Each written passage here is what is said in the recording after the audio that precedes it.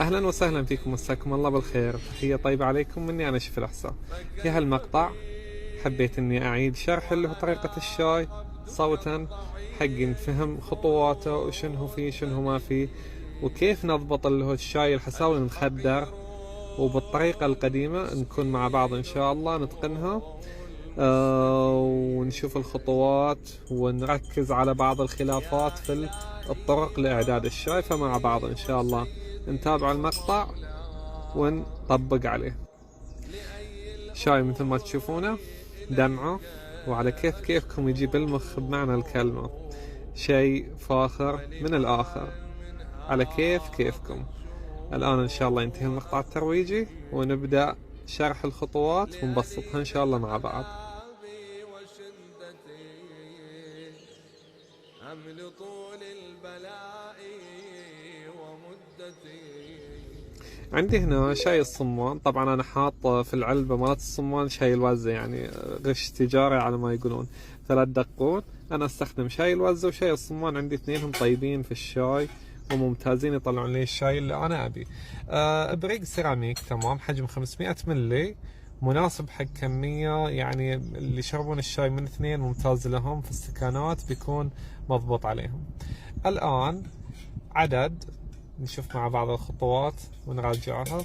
عدد ملعقتين شاي، اوكي، بحجم اللي هو مالت الاكل الملعقة، تمام، يعني تكون شبه شوي مليانة مثل هاللي تشوفونها، تمام.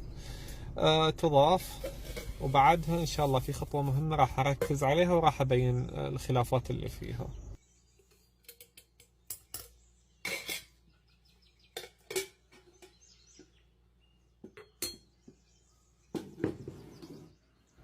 الآن عندنا موقد غاز، تمام، يوضع عليه حديدة. مهم أنا عندي إني أخلي حديدة على اللي هو فوق من جهة شعلة النار، عشان لا أحط البريق مباشرة على النار، وبحيث إنه يكون يستوي على راحة.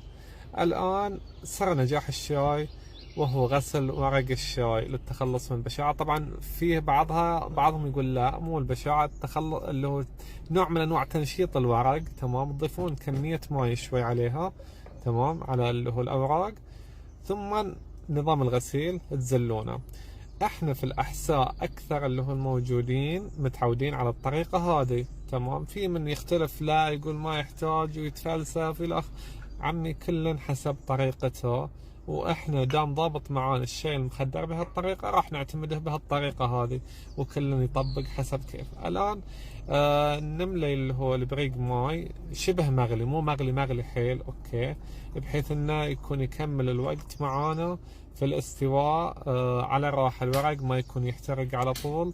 المدة ان شاء الله راح ابينها، وراح ابين مستوى شعلة النار.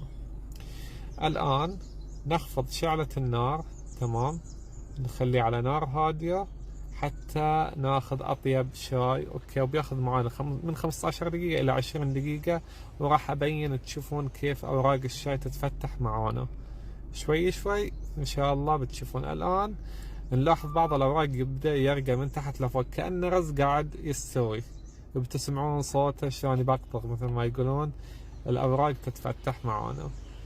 فنتابع الخطوات إن شاء الله مع بعض ونركز عليه حتى ناخذ أطيب شاي مخدر حساوي.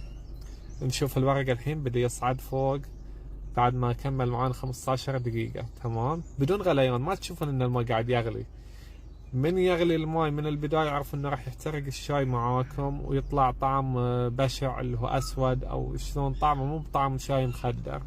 فتخلونه على راحته يستوي. يقول الشايب يدعي إنه يشرب شاي ساعة إلا ربع لازم يخليه، فأنا طوع الحجة في اللي يقوله.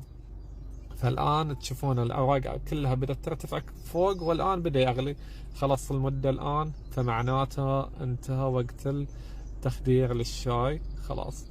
الآن نطفي عليه وجاهز للشرب. علينا وعليكم بالعافية.